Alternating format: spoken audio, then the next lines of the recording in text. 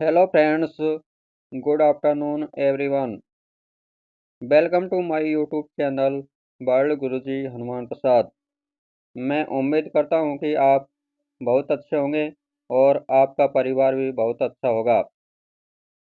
आज हम आपके लिए लेकर आ रहे हैं करंट अफेयर्स के इम्पोर्टेंट फैक्ट्स। आज का महत्वपूर्ण करंट अफेयर्स हैं। करंट अफेयर्स 5 फरवरी। एक और अश्वत्थामा पुस्तक साहित्य अकादमी 2024 के लिए चयनित। यूएनएचआरसी से बाहर हुआ America. Tennis player Simona Halep ने संन्यास लिया। गुजरात में यूनिफॉर्म सिविल कोड यानी यूसीसी लागू करने के लिए कमेटी का गठन हुआ। भाई इस्माइली मुस्लिमों के धार्मिक लीडर आगा खान का निधन हुआ। ऐसे ही कुछ प्रमुख करंट अफेयर्स की जानकारी जो सरकारी नौकरियों की तैयारी कर रहे स्टूडेंट्स के लिए महत्वपूर्ण हैं। बने रहिए हमारे चैनल पर। हमारा अगला फैक्ट है निधन डेथ। आकाशवाणी के न्यूज रीडर वेंकटरमन का निधन हुआ। 4 फरवरी को आकाशवाणी के न्यूज रीडर एस वेंकटरमन का निधन हो गया। वेंकटरमन पहले व्यक्ति थे जिन्होंने 15 अगस्त 1947 को भारत की स्वतंत्रता की ऐतिहासिक खबर को तमिल में दिल्ली से प्रसारित कर देश की जनता को सुनाई थी। उन्होंने इस खबर समाचार रेडियो सिलोन पर सुबह 5:45 बजे प्रसारित किया था। वेंकटरमन को स्वतंत्रता की सबसे पहले खबर देने पर 1997 में आकाशवाणी द्वारा विशेष सम्मान दिया गया। आकाशवाणी में वेंकटरमन ने लगातार 64 साल तक काम किया। शुरुआत में ही वे एक स्क्रीन प्ले राइटर थे, लेकिन बाद में वे नई दिल्ली में तमिल समाचार विभाग से जुड़े और आकाशवाणी के समाचार अनुभाग का हिस्सा बने।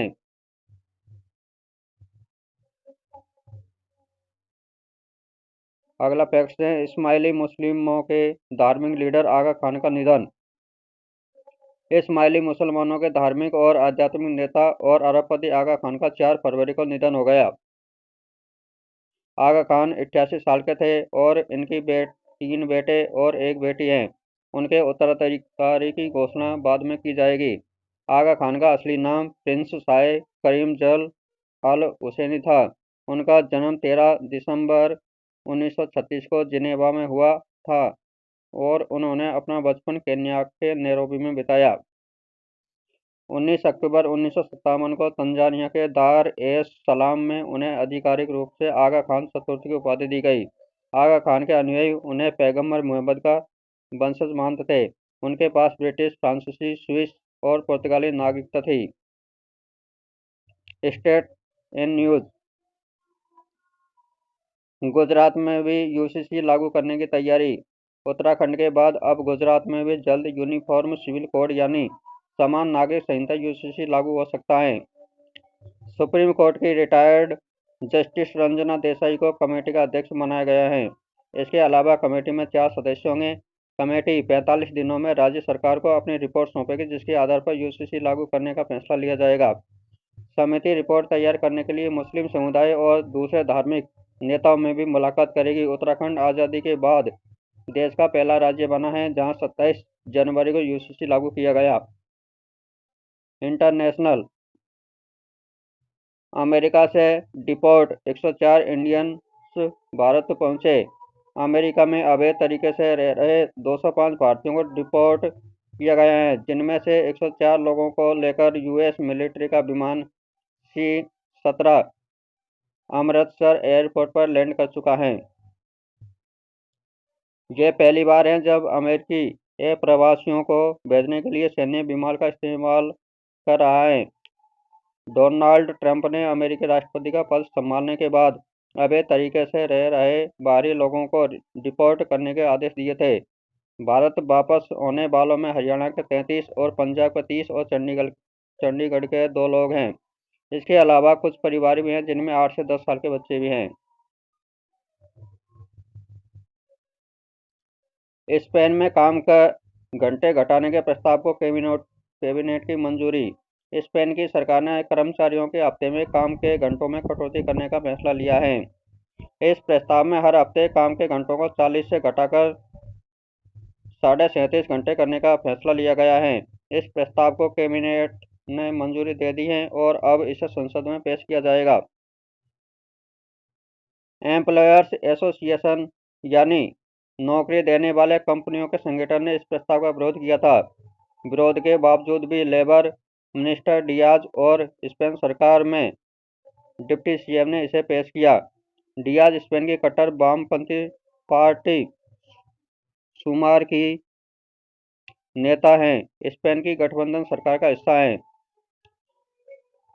United Nations human right council से बाहर हुआ अमेरिका। अमेरिकी राष्ट्रपति डोनाल्ड ट्रंप ने 4 फरवरी को संयुक्त राष्ट्र मानवाधिकार परिषद यानी यूएनएचआरसी से अमेरिका को बाहर करने के लिए एक कार्यकारी आदेश पर साइन किए। इसके अलावा उन्होंने संयुक्त राष्ट्र के अन्य संगठनों जैसे संयुक्त राष्ट्र शैक्षिक, वैज्ञानिक और सांस्कृतिक संगठन यानी यूनेस्को में भी अमेरिका की भागीदारी की समीक्षा का निर्देश दिया है। यूएनएचआरसी की स्थापना 15 मार्च 2006 को हुई थी, जिसका उद्देश्य विश्व भर में मानवाधिकारों की सुरक्षा और संरक्षण करना और उनका उल्लंघन रोकने के लिए कदम उठाना है। यूएनएचआरसी का हेडक्वार्टर जिनेवा, स्विट्जरलैंड में स्थित है। फरवरी में 47 सदस्य देश हैं और इन्होंने संयुक्त राष्ट्र महासभा द्वारा चुना जाता है। संयुक्त राष्ट्र राहत और कार्य एजेंसी यानी यूएनआरडब्ल्यूए की स्थापना 8 दिसंबर 1949 को संयुक्त राष्ट्र महासभा द्वारा की गई थी। यूएनआरडब्ल्यूए का हेडक्वार्टर अम्मान, जॉर्डन और गाजा में स्थित है। स्पोर्ट्स से संबंधित current affairs. Tennis player Simona Halep ने संन्यास लिया। 2 बार की ग्रैंड स्लैम चैंपियन रही रोमानिया की सिमोना हालेप ने टेनिस से संन्यास ले लिया है। 26 साल की सिमोना को पिछले महीने आयोजित साल के पहले ग्रैंड स्लैम ऑस्ट्रेलिया ओपन में वाइल्ड कार्ड एंट्री मिली थी। वे घुटने और कंधे में दर्द के कारण मेलबर्न में आयोजित इस टूर्नामेंट के क्वालिफाइंग राउंड से ही बाहर हो गई थी। हालेप पर अक्टूबर 2022 को डोपिंग के कारण बैन भी लगा था। हालेप 2017 में पहली बार वर्ल्ड रैंकिंग में नंबर 1 पर पहुंची थी। फिलहाल वे 870वें स्थान पर है। National facts. एक और अश्वत्थामा पुस्तक को मिला साहित्य अकादमी पुरस्कार 2024। केंद्र सरकार ने साल 2024 का साहित्य अकादमी पुरस्कार दिवंगत चमन अरोड़ा को उनकी पुस्तक एक और अश्वत्थामा के लिए दिए जाने की घोषणा की है। किताब का चयन 3 सदस्यों वाली निर्णायक समिति ने सर्वसम्मति से किया। पुरस्कार एक कास्केट में दिया जाएगा, जिसमें एक ताम्र पट्टिका और 1 लाख रुपए होंगे। ये पुरस्कार 8 मार्च 2025 को दिल्ली के एक समारोह में दिया जाएगा।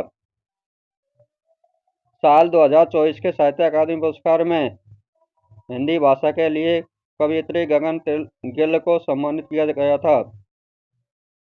उन्हें यह पुरस्कार उनकी रचना में मैं जब तक आई बाहर के लिए मिला।